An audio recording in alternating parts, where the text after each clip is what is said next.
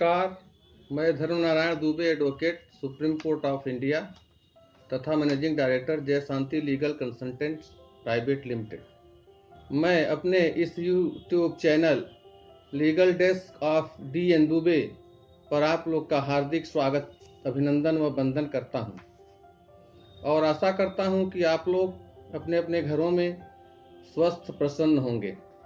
मैं आज आप लोगों से places of worship special provision act 1991 act number 42 of 1991 जो भारत के संसद से पारित कानून है के विषय में बात करना चाहता हूं और यह भी बताना चाहता हूं कि places of worship special provision act 1991 का हिंदी नाम उपासना स्थल विशेष उपबंध अधिनियम 1991 है, जिसको आगे मैं वीडियो में उपासना स्थल अधिनियम के नाम से संबोधित करूंगा। उपासना स्थल अधिनियम के प्रोविजंस, उसकी कॉन्स्टिट्यूशनल वैलिडिटी माननीय सुप्रीम कोर्ट ऑफ इंडिया में 2 रिट पिटीशन के द्वारा चैलेंज की गई है। पहली पिटीशन विश्वभद्र पुजारी पुरोहित महासंघ वर्सेज यूनियन ऑफ इंडिया तथा दूसरी writ petition Ashwini Upadhyay versus Union of India and others के नाम से फाइल की गई है, जो कि विचाराधीन है। अब मैं आप लोगों से यह प्रार्थना करता हूं कि यदि आप लोगों ने अभी तक मेरा YouTube चैनल लाइक, शेयर और सब्सक्राइब न किया हो तो कृपया उसे कर लें और बेल बटन दबा दें ताकि नोटिफिकेशंस आपके पास जल्दी से जल्दी पहुंच सके।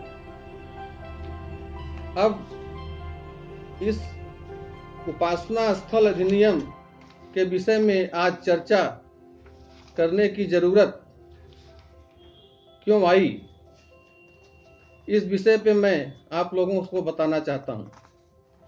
अभी हाल ही में दिल्ली के साकेत कोर्ट में श्री हरिशंकर जैन एडवोकेट द्वारा एक याचिका दाखिल की गई है, जिसमें कुतुब मीनार परिसर में बनी कुव्वत उल इस्लाम मस्जिद का दावा ठोका गया है।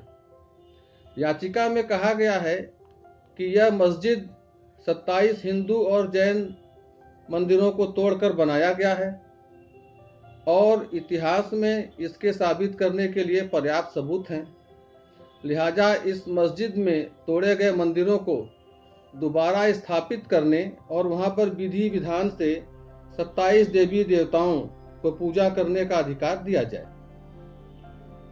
और माननीय साकेत कोर्ट ने इस मुकदमे में 24 दिसंबर 2020 की तारीख फिक्स कर दी है।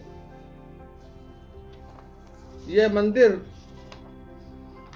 के इतिहास के विषय में मैं थोड़ा सा बताऊं कि ये जो हम लोगों के 27 मंदिर हिंदुओं के तोड़े गए, उसके विषय में जैसा कि इतिहास में कहा गया है कि मोहम्मद गौरी के गुलाम कुतुबुद्दीन ऐबक ने दिल्ली में कदम रखते ही सबसे पहले इन 27 मंदिरों को तोड़ने का आदेश दिया। मंदिरों को तोड़कर बची सामग्री से मस्जिद खड़ी कर दी गई। फिर उस मस्जिद को कुव्वत उल इस्लाम नाम दिया गया। कुव्वत उल इस्लाम का मतलब होता है इस्लाम की ताकत। इसके निर्माण का मकसद इबादत से ज्यादा स्थानीय हिंदू और जैन लोगों के धार्मिक भावनाओं को ठेस पहुंचाना और उनके सामने इस्लाम की ताकत दिखाना था।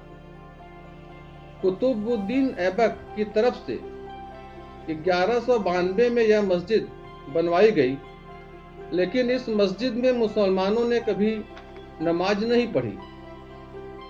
इसकी वजह यह थी कि यह मस्जिद मंदिरों की सामग्री से बनी इमारत के खंभों, मेहराबों, दीवारों और छत पर जगह जगह हिंदू देवी देवताओं की मूर्तियां थीं, जो कि आज भी विजिबल हैं। इसलिए इस मस्जिद में कभी मुसलमानों के द्वारा नमाज अथवा कोई पूजा पद्धति नहीं अपनाई गई। यह मुकदमा माननीय साकेत कोर्ट में जैन तीर्थांकन के प्रथम गुरु ऋषभ देव जी और भगवान विष्णु जी के नाम से दाखिल किया गया है। अब मैं आपको ये बताऊं कि दिल्ली में जिसे हम लोग मेहरौली नाम से जानते हैं, वो असल में मेहरावली थी, जिसको चौथी सदी के शासक चंद्रगुप्त विक्रमादित्य के नवरत्नों में एक वाराहमिहिर ने बनवाया था। इतिहास में गणितज्ञ वाराहमिहिर ने ग्रहों की गति के अध्ययन के लिए विशाल स्तंभ का निर्माण कराया था, जहां फिलहाल कुतुब मीनार परिसर स्थित है।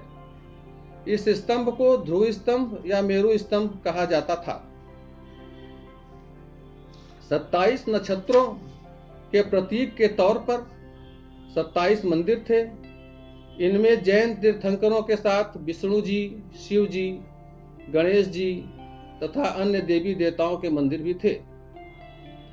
और आपको मैं बताऊं कि यहाँ पे जो भारतीय पुरातत्व सर्वे का बोर्ड लगा हुआ है, उस पर भी यही दर्शाता है कि यह मस्जिद 27 हिंदू जैन मंदिरों को तोड़कर बनाया गया है। अब उस समय हिंदुओं को अपना पक्ष रखने का मौका तत्कालीन सरकार ने नहीं दिया, जबकि मुस्लिम समुदाय ने इस जगह को कभी धार्मिक इस्तेमाल नहीं किया। आज यह जगह सरकार के कब्जे में है, पुरातत्व विभाग का कब्जा है और उसकी देखरेख पुरातत्व विभाग के द्वारा ही की जाती है। उसकी सारी प्रशासनिक व्यवस्था पुरातत्व विभाग ही देखता है। इसलिए इस याचिका में श्री हरिशंकर जैन जी द्वारा यह मांग की गई कि हमारे तोड़े गए 27 मंदिरों को दोबारा निर्माण करने का अवसर दिया जाए और सरकार को यह आदेश दिया जाए कि ये मंदिरों के प्रबंधन के लिए ट्रस्ट का गठन करे। अब यह मुकदमा माननीय साकेत कोर्ट नई दिल्ली में विचाराधीन है। अब इसी के साथ मैं आपको बताऊं कि पिछले वर्ष श्री राम जन्मभूमि बाबरी मस्जिद के विवाद का अंतिम निपटारा माननीय सुप्रीम कोर्ट ने किया है और इस समय अयोध्या में श्री राम जन्मभूमि के मंदिर निर्माण का शिलान्यास हो चुका है और निर्माण कार्य प्रगति पे है। इन बिटवीन काशी विश्वनाथ विश्वेश्वरनाथ तथा ज्ञानवापी मस्जिद परिसर के संबंध में भी विवाद 1991 से वाराणसी के डिस्ट्रिक्ट कोर्ट में चल रहा है। मथुरा में भी श्री कृष्ण जन्मभूमि के स्वामित्व के विषय में विवाद मथुरा में चल रहा है और इन बिटवीन उपासना स्थल अधिनियम के प्रोविजन 3 के तहत उस समय यह निर्धारित किया गया कि उपासना स्थल की जो स्थिति 15 अगस्त 1947 को थी, वही स्थिति कंटिन्यू करेगी और उसमें कोई परिवर्तन नहीं होगा। इस अधिनियम में राम जन्मभूमि बाबरी मस्जिद के प्रकरण को छूट प्रदान कर दी गई। अब आज की स्थिति में यह उपासना स्थल अधिनियम विश्व भद्र पुजारी पुरोहित महासंघ ने एक याचिका माननीय सुप्रीम कोर्ट ऑफ इंडिया में दाखिल की और उसी के बाद अश्विनी उपाध्याय जी ने भी माननीय सुप्रीम कोर्ट ऑफ इंडिया में दूसरी याचिका दाखिल की है। अब मैं आपको बताऊं कि इस माननीय सुप्रीम कोर्ट में इस अधिनियम के सेक्शन 3, 4 और 5 को अनकॉन्स्टिट्यूशनल अल्ट्रा वायरस डिक्लेयर करने की मांग की गई है और मुख्य विचारणीय बिंदु यह है कि क्या संसद को कोई अधिकार है कि वह किसी कानून को जुडिशियल रिव्यू का रास्ता बंद कर दे। सेक्शन 4 उपासना स्थल कानून द्वारा संसद को कोई अधिकार व क्षेत्राधिकार नहीं है कि वह हिंदुओं के अधिकार तथा निदान पर रोक लगा सके। सेक्शन 4 के तहत संसद कॉन्स्टिट्यूशन के बेसिक फीचर के विरुद्ध जुडिशियल रिव्यू के निदान पर रोक नहीं लगा सकता और हिंदू लॉ आर्टिकल 372 सब class 1 of the constitution of India के अंतर्गत आता है। इसलिए हिंदुओं के पूजा स्थलों के रख रखाव तथा उनके पूजा पाठ करने की पद्धति आदि के विषय में आप किसी को न्यायिक क्षेत्राधिकार से भी नहीं रोक सकते। और सेक्शन 4 जो है आर्टिकल 14, 15, 1, 25, 26 तथा 29 कॉन्स्टिट्यूशन ऑफ इंडिया को वायलेट कर रहा है और वह आर्टिकल 13 सब क्लास 2 कॉन्स्टिट्यूशन ऑफ इंडिया के अंतर्गत वायड है। कोई आदेश, रूल्स, रेगुलेशन तथा प्रथाएं जो आर्टिकल 25 तथा 26 कॉन्स्टिट्यूशन ऑफ इंडिया के विरुद्ध है वह आर्टिकल 13 सब class 1 of the constitution of India के अंतर्गत वायड है। भगवान के धार्मिक स्थान पर किया गया कोई निर्माण तत्कालीन शासक द्वारा 15 अगस्त 1947 के पूर्व का आर्टिकल 13 सब class 1 of the constitution of India के अंतर्गत वायड है और उस पर निषेधाज्ञा नहीं लगाई जा सकती।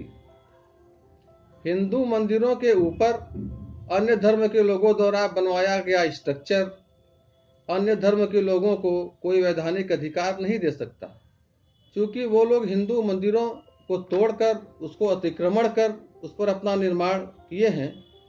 इसलिए उनके स्वामित्व की स्थिति में उनको स्वामित्व प्राप्त नहीं हो सकता और वो स्ट्रक्चर उनका इलीगल स्ट्रक्चर है। हिंदू धर्म स्थान पर जहाँ पे भगवान की मूर्तियां हैं हिंदुओं के अनादि व अनंत हैं तथा उक्त धर्मस्थल article 25 of the constitution of India के अंतर्गत सुरक्षित है। अब मैं आपको ये बता रहा हूं कि ये जो कानून केंद्रीय सरकार द्वारा पास किया गया उसमें कट ऑफ डेट 15 अगस्त 1947 लिखी गई कि जो पूजा स्थल 15 अगस्त 1947 को जिस स्थिति में था उसी स्थिति में रहेगा, एक्सेप्ट देन बाबरी मस्जिद राम जन्मभूमि कैंपस। अब यहाँ पे कानूनी स्थिति यह है कि कोई भी कानून रेट्रोस्पेक्टिव इफेक्ट से नहीं बनाया जा सकता। आप कानून जिस दिन बना रहे हैं उस दिन या उसके बाद की तिथियों पे तो कानून लागू होगा और किसी भी कानून को रेट्रोस्पेक्टिव इफेक्ट देके पुरानी डेट से सभी चीजों को आप जो है इलीगल डिक्लेयर नहीं कर सकते। और जुडिशियल रिव्यू और सारी रेमेडी से भी हिंदू, जैन, सिख, बौद्ध समुदायों को इस एक्ट के द्वारा बाधित कर दिया गया है। केंद्र सरकार कोई भी कानून बनाकर हिंदू, जैन, बौद्ध, सिख तथा अन्य समुदाय के लिए कोर्ट का दरवाजा बंद नहीं कर सकती। और schedule 7 list 2 entry 1 of the constitution of India में पब्लिक ऑर्डर एंड तीर्थस्थल केंद्र का विषय नहीं है, यह राज्य का विषय है। यह संविधान 7वीं अनुसूची में शामिल है। इसलिए केंद्र सरकार को उपासना स्थल विधेयक पास करने का कोई क्षेत्राधिकार प्राप्त नहीं था। इसी के साथ मैं आपको ये बताऊं कि right to justice, right to judicial remedy, right to dignity, ये सब इंटीग्रल पार्ट है हमारे मौलिक अधिकारों का, जो हमें article 21 of the constitution of India के अंतर्गत प्रदत्त है।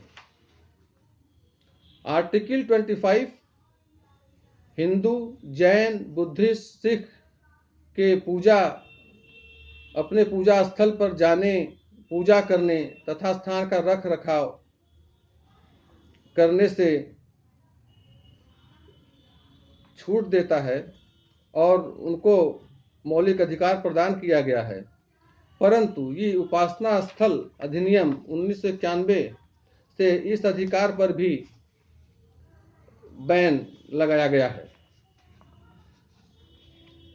आर्टिकल 25 कॉन्स्टिट्यूशन ऑफ इंडिया के अंतर्गत सुरक्षित हिंदू लॉ के विरुद्ध संसद को कोई कानून बनाने का न तो अधिकार है और न संसद इस अधिकार को नकार सकता है।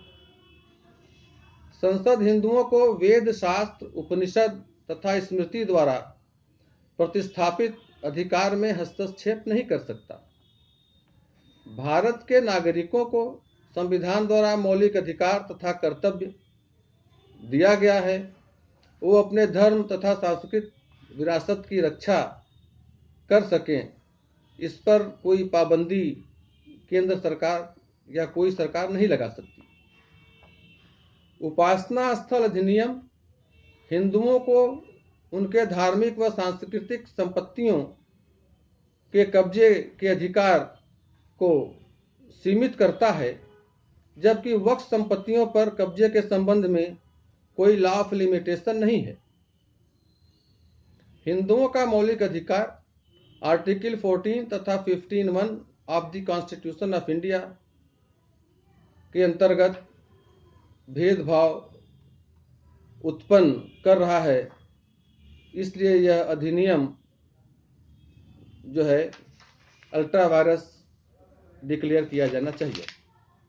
विचाराधीन है और जिसमें मुस्लिम पक्ष ने भी एक प्रार्थना पत्र दिया है, जो कि उसकी भी सुनवाई की जाएगी, उनके पक्षों को भी सुना जाएगा, तब इस पर आदेश पारित किया जाएगा। अब आज वर्तमान की स्थिति में उपासना स्थल विधेयक 1991 के वैधानिक परिस्थितियों को देखते हुए जो कट ऑफ डेट 15 अगस्त 1947 की दी गई है, उस कट ऑफ डेट के समय की यथास्थिति पूजा स्थलों पे बनाई रखी जाएगी। इस वजह से जो मुकदमे उस समय चल रहे थे सब ऑटोमेटिक एबेट हो गए, स्वामित्व के मुकदमे भी एबेट हो गए। इसलिए इस एक्ट से पूरी कंप्लीट जुडिशियल रेमेडी और पूरी जस्टिस को ब्लॉक कर दिया गया है और यह बहुत ही संवेदनशील मुद्दा है, जिस पर सुप्रीम कोर्ट अपना मत देगी और इस केस में आगे जो भी प्रक्रियाएं होंगी मैं उसको समय समय पर आप लोगों को बताता रहूँगा और उसकी जानकारी देता रहूँगा। इसके बाद अंत में मैं आप लोगों से पुनः विनम्र निवेदन करता हूं कि आप लोग मेरे इस YouTube चैनल को लाइक, शेयर, सब्सक्राइब करें तथा बेल बटन दबा दें ताकि नोटिफिकेशंस आपके पास तत्काल पहुंच सकें। और मेरी कंपनी द्वारा चलाया गया एक मिशन, जिसमें भारतवर्ष के गरीबों, वृद्धों, महिलाओं तथा सैनिकों को निःशुल्क परामर्श देने का लिया गया है, आप उसमें अपना सहयोग प्रदान करें, भागीदारी बने तथा देश के सभी लोगों को अधिक से अधिक सहायता पहुंचाने में मेरी कंपनी की मदद करें। जय हिंद, जय भारत।